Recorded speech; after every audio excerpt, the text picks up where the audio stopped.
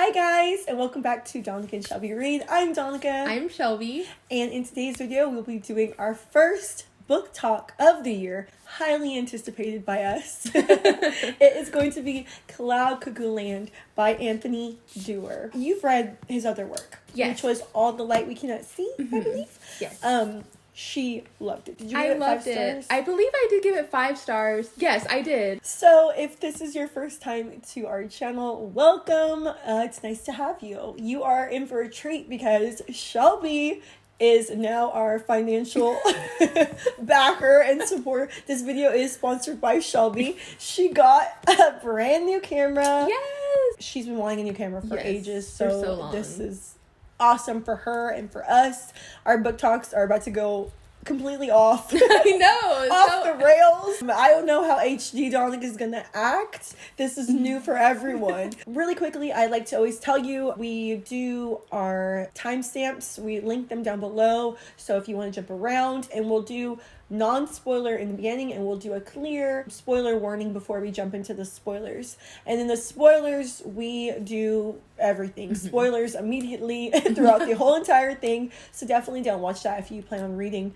But we do give you our rating and mild review right here in the beginning. Where do we start? I really said let's do the hugest, most crazy, this is 5 stories in one, and I was like, let's do a book talk. There's stories within stories within stories. Our book talks are... My jacket's on upside down, so I opened it and the book was upside down. If you are new, you might not know, me and Shelby are sisters. I am the older sister, and thus the authority. This is a book talk with sisters. We try to have a little bit of structure, but mainly it's just if you were to talk about a book with a friend. We try to keep it together. It goes off the rails a lot of the time. Let's start out with a summary. Non-spoiler summary. If people are like, what is Cuckoo Land? I've heard so much about it because it's been everywhere. So all week I've been looking forward to this book talk. But the summary, keeps me up at night. Because I'm how do you describe I know. This? And the most hilarious thing is if y'all could know how many times I've had to edit Shelby saying a huge spoiler in the summary. We are basically following 5 perspectives. These perspectives, these point of views, which I love, multiple point of views, when they're done right. And let me tell you, this was done right. Yeah. I watched a few author interviews with Anthony Doerr, and he was, kind of explaining how he wanted to make sure you didn't forget what was going on. And the chapters are tiny. I mean, maybe the longest one was 10 pages. I mean, they were boom, boom, boom. He was saying, I want you to remember what's happening. I don't want characters to get lost. And I mean, I was always right there with them. Sometimes you'd be jumping through characters oh no, I want to fly through this one to get back to this one. It would be so crazy. But he made all of the characters you wanted to know what was happening next. Yes. I think he paced that part so well. Incredible. So you're following 5 point of views. This time span is vast.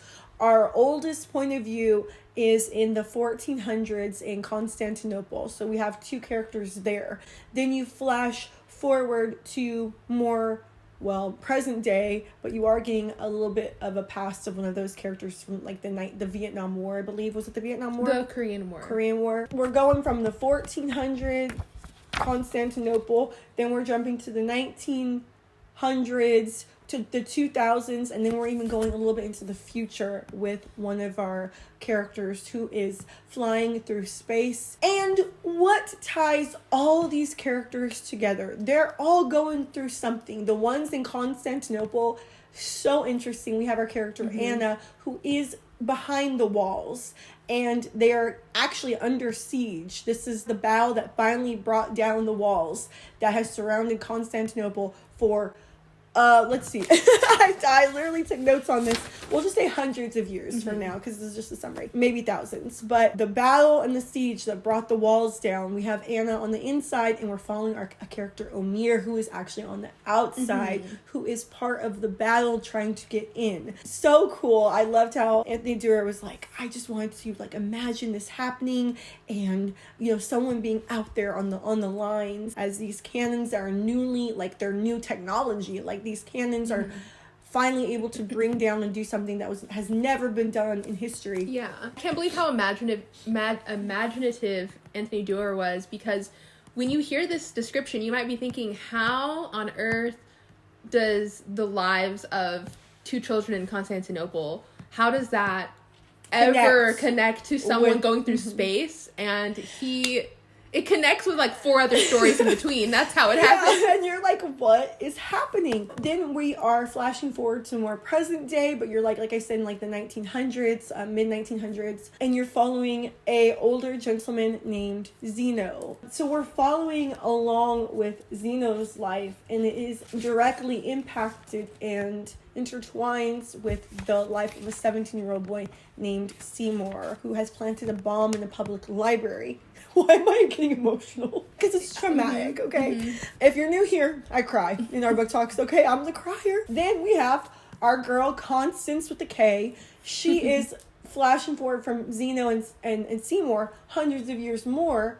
She's out in space trying to get to a destination, because one of the themes, I do believe, of this book, and I did not realize it was going to be, is climate change and the state of the world. He actually stated in an interview it would be irresponsible of him not to talk about it. So I think he made it a point to be like, hey, look what we're doing to the world, and look what could happen. You have Constance trying to find a new planet. If he was going to write a book spanning that long, there's no way he couldn't have mentioned what might happen. What? Exactly. Yeah. That's basically your stories that you're like, girl, what? Like, how are those what's going on? Well, they are all connected by a story called Cuckoo Land. Mm-hmm.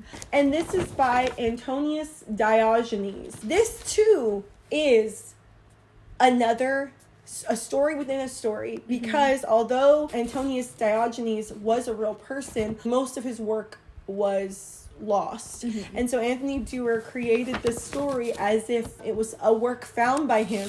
So although it is a creation by Anthony Doerr, it's as if this author wrote it. So you are also getting tiny bits of this story, because all that was found is 24 folios. Each one is just a page of this found book, and you're getting this book so expertly intertwined with the story. So you're also slowly knowing where that story is going. Exactly. And figuring that out with the characters as well. I know that this might seem daunting, like, oh my gosh, 5 point of views, a book within a book, what's going on? He presents it so well that I would recommend this to anybody. It is such a fun story to just take with you. I read this during my lunch breaks, and I quickly had to stop and take it home because it was so beautiful. I was like crying all the time at work. They're like, ma'am, are you okay? Oh my god.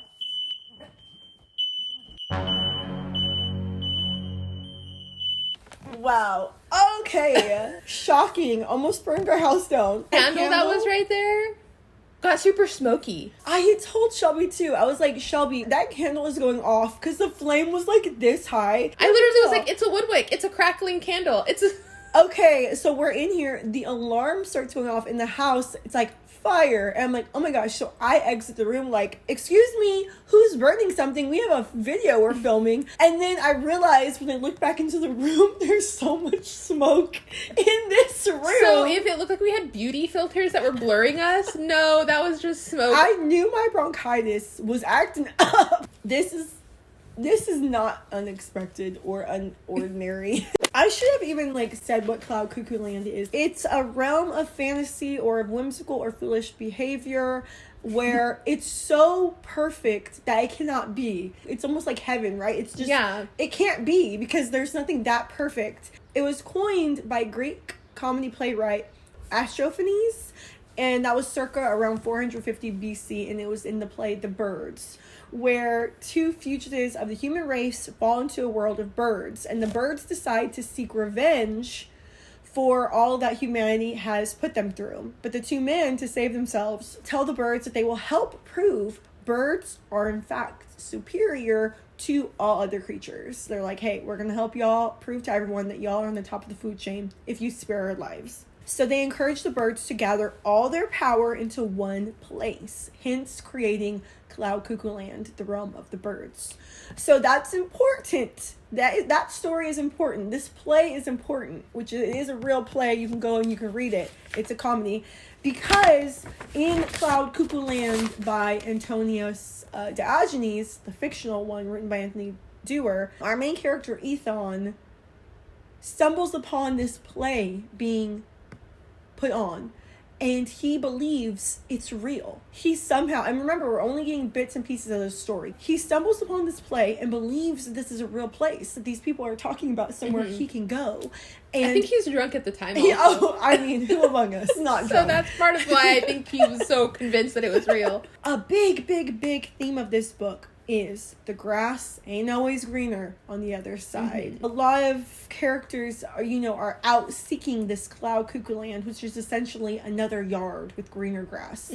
And what do they say? The grass is green where you water it. I don't know if that's what they say. It's something like that. The grass is green where you water it. What's tying a lot of people together is this Cuckoo Land, this fictional story where we have our main character Ethan out seeking this Cuckoo Land. It is a comedy too. It's hilarious. So I was laughing because people are so mean. I know, this poor guy. Where you're like, or Ethan, oh my god, I'm gonna have so much trouble with names. Where you're like, man, no wonder he's out seeking something else. They call him like a dimwit, a dummy. They call him. And that's just in like the first page. It keeps getting worse after that. That is our summary of the book as best as we can. Hey, it was really your summary. Honestly, I just supported you. Like, you know what? Your support of just being near me is all I need. And we were inhaling smoke for I don't know how long. Yeah, so who knows how much better the book talk's going to be now that we have not fresh oxygen. Give me your quick review, star rating. What do you think? Cuckoo Land is 5 stars for me. It is the book that I looked for all year last year.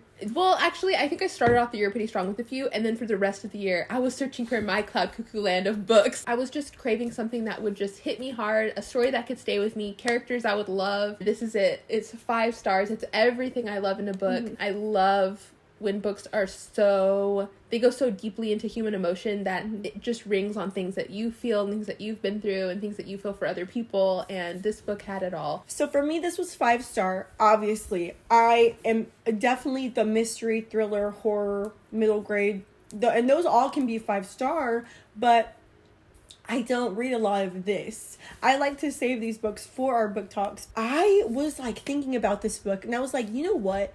His writing is not the most poetic. Some authors have like this way of writing where like every sentence is almost like just a hit to the gut. And I feel like his is just really clean, but his storytelling, the story was so impactful to me and just so good that I kind of appreciated that the writing wasn't plain. I don't want to say that. It's just I have read some, like Where the Crawdads Sing. I know we reference that a lot because that's like one of my all-time favorite books of all time. Her writing was absolutely beautiful. And I don't know if I could have done 600 pages of that though. This being so big, I was just flying through it, never bored. My mind was never tired from trying to unravel all these similes and metaphors. It was just like this wonderful story. He's very descriptive. Like he's like, this is what's happening. And as long as you know what's happening, the story, as you just said, is speaking for itself. Yeah. It's beautiful enough. You don't need to like add onto it too much. But there were some sentences, some parts where it really, really hit me where it wasn't even like a metaphor or anything. It was just like a little bite of truth that I was just like, oh my gosh, like this is amazing. He describes feelings so well. And I think there's actually a quote that I can share without, it's not spoily, but to give an example of how I'm like, I knew exactly what he was talking about. Fear, like a long dark finger, reaches across the room and touches him where he sits. And it's like that. I have felt that before of just panic and like that. He describes things that way where it just hits to the core of that feeling. It's like, I know exactly what you're talking about. There are, oh gosh, and of course, like I tabbed so much of this book. Each morning comes along and you assume it'll be. This part was so, especially for right now, like what? Each morning comes along and you assume it will be similar enough to the previous one that you will be safe that your family will be alive, that you will all be together, that life will remain mostly as it was. Then the moment arrives and everything changes. Just simple, but like in that moment, it just means so much. And he does that all the time, where you're just like, oh my gosh. Anthony Doerr, preach, brother, preach. You are incredible. And he was talking about, it took him, I think, 7 years to write this. And he was like, when he started, his boys were like 10 and now they're like almost grown, and he was just like, so much has happened in his own life. This was spanning a chunk of his own life writing this. I'm sure as an author he thinks about these characters. I mean, you have to know them intimately. He created them. So to just have that in your head, wow. And you can tell, you can tell how much he cares for these characters, because I don't think that you can convince someone to care so much unless you do. True. And the way that he cares for the characters, the way he cares for, and this is something I loved about All the Light We Cannot See, the way that he cares for the children of his books is just, it brought to mind like all of the children in my life over and over and over again. I don't want to talk, I'll talk about this a little bit. Most of them are your children, so I can't imagine how you felt. Omir has a cleft lip, is that what? So Omir has a cleft lip, so it's, a physical disability is discussed. Then we have Seymour, who is the terrorist, the one with the bomb. Seymour has his own issues, and although he's troubled, he's still 17, and we'll go more into that, but he humanizes almost everyone, and it's like he's like telling you, like, don't forget that this is a person, and don't forget that despite all this going on, there's always a backstory, there's always a past that someone is fighting against. And to see that, and to see the future of some of these characters, like their past, their present, their future, where they end up, it's like, oh my goodness, it was so much. So that will probably round out our non-spoiler discussion, and if you have any thoughts or questions about any of that, you can go ahead and leave them down below. Don't forget to like, subscribe if you want to find your way back to our chaos and calamity. And we're about to jump into the spoiler section. Spoilers ahead. Yeah, so if you've read this book, we're about to talk about probably everything that you want to talk about as well. My goal is to always have at least one spoiler in the first 10 seconds of the spoiler section. We should just talk about the big reveal of the book in the first 10 seconds. Oh my goodness, that one? Alright guys, well thank you for watching. Let's go ahead and jump into the spoiler section. Constantinople was an ancient city in modern-day Turkey. Oh, you didn't think this was a history channel? I think you should show that page of notes to the camera. Okay, so what happened was, I took extensive notes. This literally looks like the notes that I took from my college courses. Because if someone tested me on this book, I would 100% ace that test, okay? Well, maybe. So I was like, I'm going to take all these notes, and then what I'm going to do is I'm going to go back and make my notes more concise, notes upon notes. Constantinople. What was Constantinople? See notes. And that's as far. And I could tell I was about to have a nervous breakdown. And I said, you know what? When on this channel have I taken notes of my notes? So anyway, this is not the History Channel. I'm sorry, I lied to y'all just a second ago. It was an ancient city in modern-day Turkey that is now Istanbul, thriving port thanks to its prime location. And for over, I said 100 years, I was wrong. Oh no, people who did not make it this far.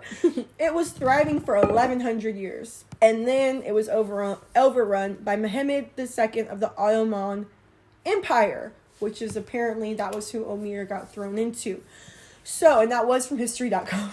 Shout out to history.com. This whole span of Anna and Omir runs from 1439 to 1505. A good chunk of time, and essentially their entire lives. We start with Anna, who is 7 years old. What? I just love her. I know, because, okay, the twins are about to be 7. Mm-hmm. So you're reading her. Sometimes it's hard if you don't have one of these little humans by you to understand how young 7 still is. When I sent my twins to kinder, they were, 5, going to be 6. And I'm like, you're an infant. How are It's you like going baby to phase kindergarten? still. So to know she's 7, she's horrible at embroidery. It's because her hands are like the size of a walnut. How is she supposed They still have squishy baby hands at that point. I mean, this is child labor. That's what the issue is, Anna. You're part of child labor. And I'm sorry, honey.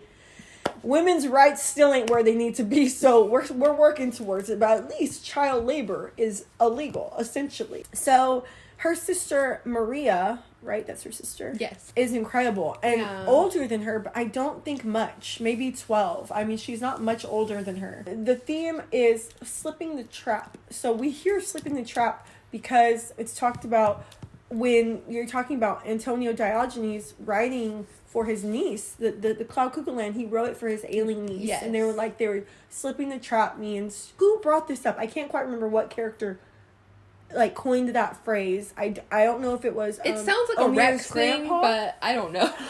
Rex, you're right. Yeah, that sounds Yes, like something that's Rex. exactly what he if said. anyone was poetic in this You're book, so good. it was Rex. Yeah, and he was like, this slipping the trap is like this story. What does it makes you not be where you are. Like for a second, you can slip the trap of life that whatever it's holding you. For Anna, she's already using the Cloud Cuckoo Land book. She doesn't even know yet. And that's is so essential. The book is essential to the entire story. We find out wouldn't be anywhere without Anna and Omir. She is going up to these towers, like a guard tower that has been forgotten, and she sees a painting of a donkey. Already, she goes there.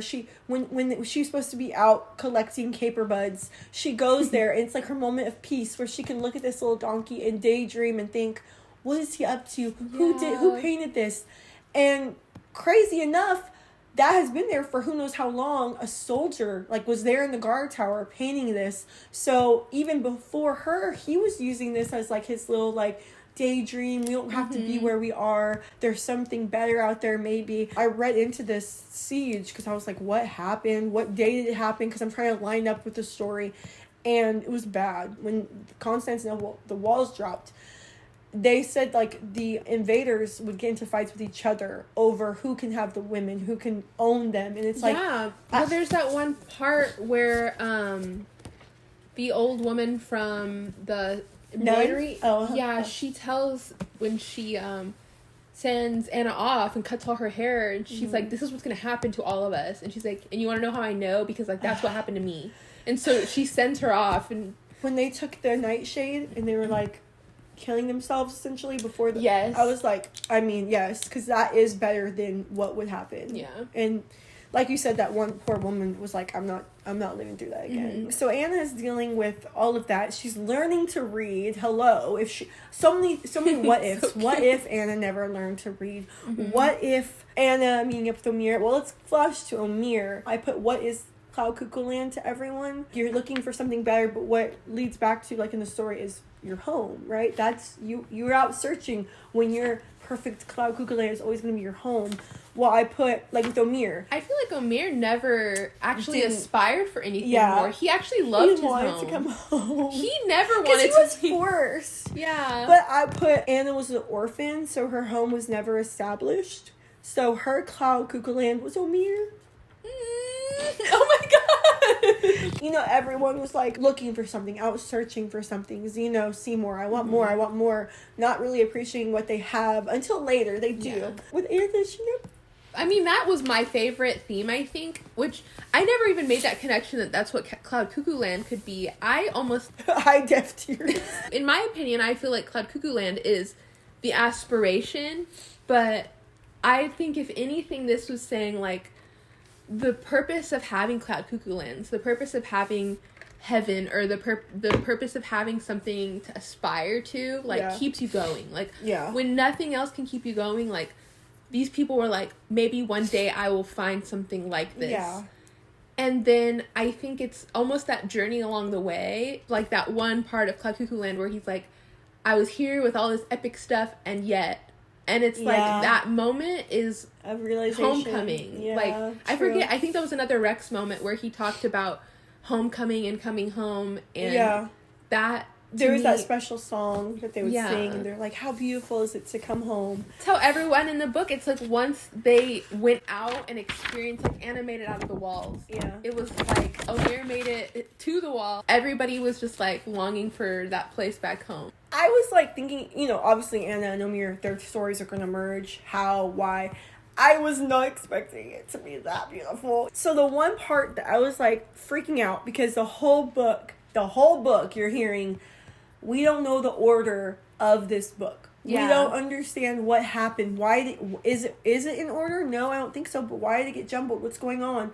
And then we see that the tree, does it fall down? Yeah, because there's that big flood. And he finds the book, and it's all wet. And so he dries. And he can't read. Well, yeah, he's drying all the pages as best as he can. So when he shoves it back together, yeah, he can't read it. So he doesn't know. So you realize, oh my goodness, it was so mere that for the next thousands of years, everyone's like trying to figure out what the order is. But I believe Anna would have known the order, right? Yeah, she would tell the story in order to her son. So she knew that controversy at the end where we realized that some people argue that he either A, does choose to live in Cuckoo Land, or B, decides to come home. And what's the real order? Does he come home or does he not? I had looked at Urbino because I was like, oh my gosh, it made it to Urbino. Because based on Constance's point of view, she realizes that the book had made it to Urbino. I looked, and I think it was like 10 days on foot to get there from where Omer lived. So him and his little old donkey and his old dog, or everyone's old. He had to go 10 days to get to Urbino. Yeah. And he had like 3 walnuts and a piece of bread or something. But he made it. One of my favorite scenes, if not my favorite scene of the entire book, is when Grandpa decides to save Omer. Because he has the cleft, and that's the same night that his dad dies. Everybody says he's like a demon or something, and so Omer's mom does not want to give him up, but also I think she's a little scared. And then in the middle of the night, like, Grandpa looms over her and is like, it's time, like, they're gonna take him to the mountain. And Grandpa leaves Omer in the snow, and doesn't he say that, like, the baby doesn't even cry? He's just kind of like looking, and he says, I could not leave him. Like, that was the first time in the book I cried. I cried so hard. And then Omer's mom, like, immediately tries feeding him, and he's like trying to drink, but it's so hard with his little cleft. And then, like, obviously they get banished. I cried again when they're like, they're leaving, they're trying to find their new little life.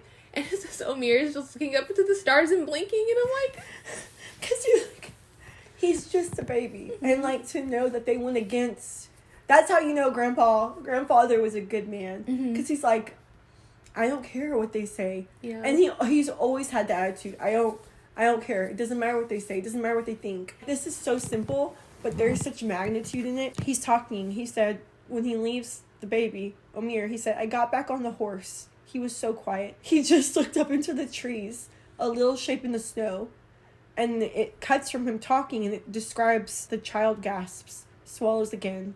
The dogs whine outside the door. Grandfather looks at his shaking hands. How long before the rest of the village learns of this? And he says, I could not leave him. We know what this means. We're going to be exiled. Yeah. We're going to live on the side of a mountain, but we have Omer, and that's all that matters. Yeah, and he's like the best baby ever. He's like amazing. He's the best person. The perfect little kid, and then he's a great man, and then he, at the very end, he delivers that book, and he gets it to where he needs to be. So much more to be said about Anna and Omer, but so little time. So we're going to go ahead and jump into Zeno. With Zeno, first of all, love him. He's 86 years old, which... It took me a while to actually realize how old he was. That is fairly old. He's been in the war. He was a prisoner of war for many years. This man is not in peak health. And he says that this is the most amazing thing in his whole life to see this play come together. Just to see the stories intertwined. Like, without Anna and Omer, without Anna, the book would not have been found. The book would not have been able to be read to Omer and his sons and passed. And Omer would not have understood the importance of this because he fully believed the book saved his sons' lives, like, many, many times. Yes, that was so beautiful. They kept taking it out every time someone was sick. And she would, like, I think Anna said they would look at each other. Like, he would look at her, like, I gotta get the book. So, with Zeno, the importance of him putting it together because of what? Because of what if? what if, and this is my favorite what if was Zeno, what if he had went into that drum with Rex? What if when Rex said, let's go, we're going tonight, he was in that drum? Because Rex did end up making it home. They would have made it together further. Would that have established a better relationship? How funny was it that Hillary, that was a twist. I was like, what? Yeah. Wait, I was like, first of all, is Rex, obviously wrong of me to assume gender roles based on the name or gender. Well, Zeno also immediately was like, Hillary? I was like, wait, Rex ended up being with a woman? Like, you know, what's going on? Was he reading the cues wrong? Okay, well, if so, good, because that's less heartbreaking for Zeno. And then bam, no, Hillary's actually my favorite character of the whole book. And it was so beautiful because Zeno was like, imagine being able to live like this. Imagine being able to wear what you want and be openly who you are. Which I think he comes to find out, oh, I don't even know if I would want that. You know, it's I'm so shocking shocking for him. It's so like, he had gone his whole life stifling it and not knowing what it might look like, that when it hit him, it was kind of like too much at once, maybe. That was that point. He was like, I want to go home. Like, maybe that was like his club Cuckoo Land, where he was like, okay, I'm gonna go home. Exactly, because he was, for years, I mean, the time between him writing to Rex and getting a response was 17 years. Yeah. And coming from a small town and then going to a big city, you know, I feel like small town mentality, it can put you in a box, especially if you've grown up there. You're in this box. So for 17 years, he's still in his comfort zone, always with his cloud Cuckoo Land being Rex. That, what if? So then when he goes and he sees and he's just like, whoa, what's going on? And he realizes, like, I just want to go home. And, you know, at first it's like, he's at the gay nightclub and he's like, I just want to go home to Rex's. And he's there and I'm like, he's like, I just want to go home to my home, my comfort. And then I think he saw, like, oh, man, I wish me and Rex could have been something, but I can be happy. And then he finds his happiness with Cloud Cuckoo Land, putting it together and you know, kind of mentoring these kids. And it actually takes him a while to understand that too. Like, you can tell he's begrudgingly, he doesncome even want to accept that he's jealous of Hillary for a long time. Yeah. And then it's not until the very end that he's like, maybe I would just say, like, forget Hillary, like, leave Hillary, come to me, you know? And so, but that's something that I love about this book, and I think, is it a quote from this book? Because I also just recently read a good book, but Cloud Cuckoo Land is this aspirational thing and it keeps you going, but then you realize, like, and I think what this book does so well is it's good to have that, just to fantasize and get you through life and realize, like, what if there's something amazing out there? But then I think the point of the book is, like, all of these people realize, like, the world they had was enough. Yes. The world was enough for them. Like, and I'm bad about that. I'm a Pisces. We daydream. We fantasize. It's I do that too. And I feel like I'm a very free spirit. I'm always wanting more. Like, being settled down is sometimes very stifling to me. And then I do go out and I do stuff and I experience things. And I'm just like, I just want to be home with my children, with my husband. It's a kind of rude awakening sometimes in my own life, like with Zeno, where he's like, whoa, wow, for 17 years I've been pining for a life that maybe isn't for me, or it was at one point, but you know, it can't be now.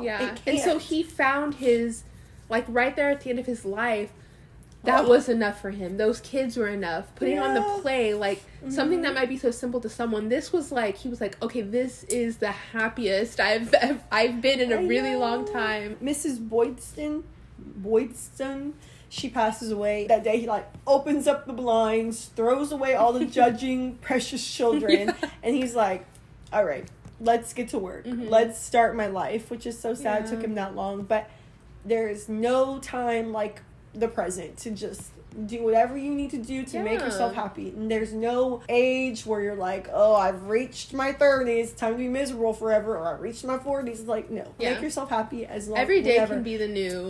Can be a new start. I'm sorry, are we the history.com and inspirationalquotes.com? Okay, so let's talk about probably the most controversial character, Seymour, but his backstory. I mean, how many times do we see people on the news doing horrible things, and I'm not thinking, what's their backstory? I'm thinking, you killed a bunch of people, or you tried to. Like, this is horrible. This is horrible, and you're horrible. That's it. But with his backstory, and seeing his mom trying to do the best she can, privilege, oh gosh, Lord, you done spoke on privilege, sir. Yeah. For him to speak so eloquently on mental health and how it goes untreated in the poor or in the disadvantaged, and how a single mother living on less than minimum wage, how is she supposed to afford all this? Yeah. How? And she tried her hardest. Mm-hmm. And I think, so Seymour is so hard for me to wrap my head around, because I think that something does change. And it's whether or not he actually thought he was going to do harm to people. Which I don't think he did. And many times he says that he didn't expect anyone to be there. But then once he's there, he's like, but I have to fulfill this. Exactly. And he shot Sharif. Yeah. He shot him. At the end of the day, like, he did what he did, but because of who he was and what he didn't have, it was way too easy for him to fall into that trap. Seymour is so hard for me to wrap my head around, because the one question I wanted to ask was, do you think he atoned for his sins? By the end of the book, did you feel like, okay, you did the crime? Because we can't even say no one died. Because Zeno still had time left. He had just found himself, his passion. And, oh gosh, that was so Zeno, right? To do that. Like, it's like, you've been a hero. Well, do you think that Seymour redeemed himself? By the end, I don't know. That's a hard one. Like, to me, that's a hard one, because I think he learned his lesson. I think he was paying the price. He had remorse, so I think that that's important, that he acknowledged that what he did was wrong. So whether he redeemed himself or not, at least he knew what he did. He learned from it, for sure. Then the victims were able to have their reconciliation, whether they truly forgave him or not. They were able to have their moment of maybe having a little bit of closure. I love how he does this. Gosh, I'm telling you, his writing is so good. I'm like, how are you this good? So he's running, and the police are trying to stop Zeno, and they're like, wait, don't shoot, because they're like, wait, this is an old man. They're like, I picture the old man from Up for some reason. That's how I envision Zeno in his little suit. He's just running as fast as he can, because he knows this thing is about to go off, and it's like, ahead is the lake, frozen and white. Why, says one librarian, you don't look warm at all. Where, says the other, is your mother? He runs through the snow, and for the 5th time the phone rings. And it just stops. Yeah. I am not okay. I know. Sir, so you really did that. And once again, you have Zeno putting together. Without him, we don't get the translation, which is from Rex, who helped him have that love and helped him start that passion. Then we have Seymour, who is putting these little owls around the combobulator? What is it called? I forget, the perambulator. So he's putting these little owls, kind of like, oh, I'm fixing these things up, I don't feel right about it, let me put these little hidden entrances so you can see the truth of what the world actually looks like, which is such a good metaphor for today's times, right? Aren't we putting a band-aid on climate change and all of that? And you know what I feel? I just think we're a highly desensitized society.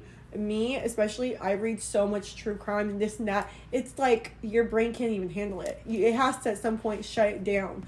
So I'm kind of worried that we're getting to the point where it's all just Hollywood. Like, oh, this isn't really happening, and whatever your opinions may be. I think people are trying to find a way to get it through people's head, because people can go on the news and talk about it, or they can write news articles about it, and it's just like, it's still not accessible for a lot of people.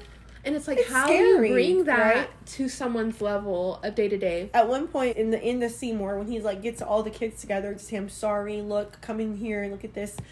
They're like looking outside, and it's like maybe February or March, I can't quite remember. And it's like really hot or something. And I'm like, okay, that's not normal. Let's just talk about Constance. Wow. She thinks that she's on the plane. No, she doesn't. She thinks she's on a spaceship that's going to take about 600 years to get to Beta Off 2. Beta Off 2 being a planet we have found that is similar to Earth. We think, once again, there's our cloud Cuckoo Land. We're running. We don't want to fix our home. We don't want to fix our grass. We don't want to water our grass. We want to go somewhere else. It's green there on Bay off too. Let's go ruin that planet. Those aliens over there minding their own business. And we're like... I have so many questions about Constance's storyline for you. Okay, first of all, I don't know. Actually, I just said Constance's was my favorite storyline. But I think hers excited me the most because I never read anything like that. I love sci-fi, so I wished I could have had an entire book of just what life was like on the Argos. Like, I really loved it. Girl, now that we know they're just in a pod on the down by the... They're straight up just in like a cement cylinder. Not even... They're in a corn silo that someone repurposed. That is so messed up. My question to you is, did Constance's dad know? Because why did he give her that exact amount of food? What was the point? If everybody on the ship was going to die but her, was it just, let's get Constance to live as long as possible? I don't think they knew. I don't think her dad knew. If her dad knew, he would have tried to get them out. But I do think that one kid knew. And that's why he was trying to dig out. He found the owls like she did. Yeah, and he was like, we gotta get out of here. Which is so sad. And what if he had made it out and they realized... And I was getting chills thinking about Constance, how brave she had to be to keep digging through that. I thought that too. Because you don't know. That last one, you're either preparing for like instant death. But you're gonna die anyway. Mm-hmm. You're gonna die anyway. And there's no way for you to repopulate another planet you're by yourself. And you're not even gonna make it there. So you're by yourself for the rest of the time on a ship. You might as well 50-50 it, girl, and just see what's going on. Okay, my question, the only one I have. They were able to live longer on the Argos. They had mentioned you could live almost 120 years. Mentioned in the book, they lived longer. And I was like, when I was reading it, I was like, that is so smart! Because they're in space, time works differently. Like, I'm assuming. I have no idea. And then I'm like, wait, why did they live longer? Well, they also, at some point, maybe did they say this? I can barely remember if this was even a sentence. That time works differently in the Argos. I thought so. So the way that they celebrated birthdays was different. So maybe they just accounted for that. Oh my gosh, you're so right. Why were they tricking them to think they were like 120? Maybe because some of them would get smart enough to do the math. Huh.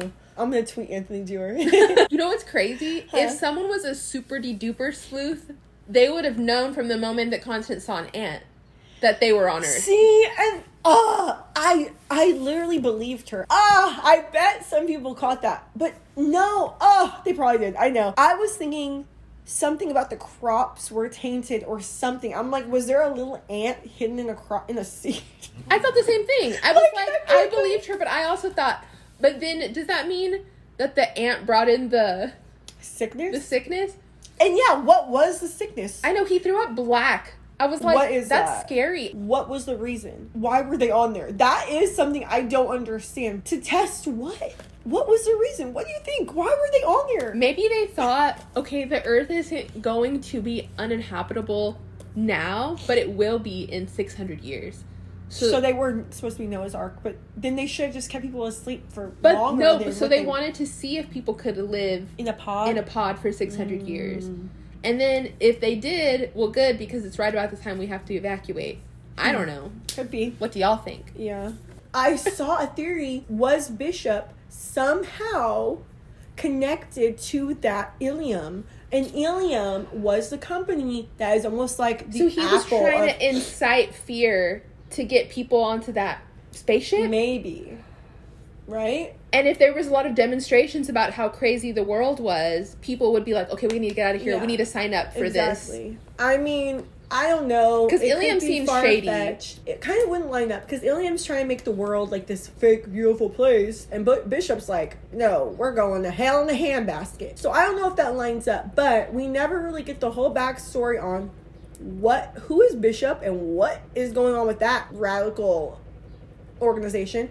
And what's up with Ilium and why are they hiding this? I mean, it's just like any other big corporation. Why would I show you that our corporation is part of this problem? The Earth is overheating and no one has water, no one has food, la la la. Let's just hide it all as you're in your little VR, like on not on Up, like on WALL-E. My heart. Scary. It is scary. Like, it's okay to be scared, and it's selfish to be like, well, we'll be okay, but then also, what about my kids? Like, what about my kids' kids? Like, what about my... And there's so much I wanted to say say about that too, where this book is like the things we leave behind.